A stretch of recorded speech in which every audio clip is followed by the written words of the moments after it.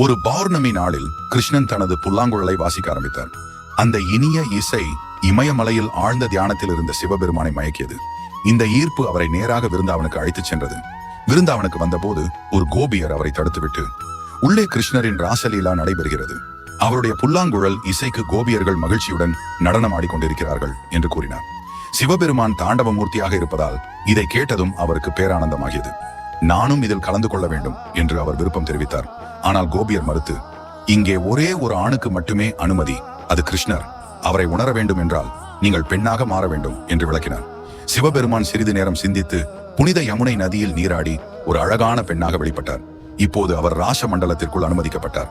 சிவபெருமானின் தீவிர பக்தராக இருந்த கிருஷ்ணர் அவரின் பெண் உருவத்தை உடனே உணர்ந்து கோபர் உருவம் எடுத்ததனால் அவருக்கு கோபேஸ்வரர் என்ற பெயர் வழங்கினார். இன்று விருந்தாவனத்தில் இந்த கோபேஸ்வர மகாதேவன் கோயிலில் பிரதான தெய்வமாக கோபேஸ்வரர் லிங்கம் வழிபடப்படுகிறது.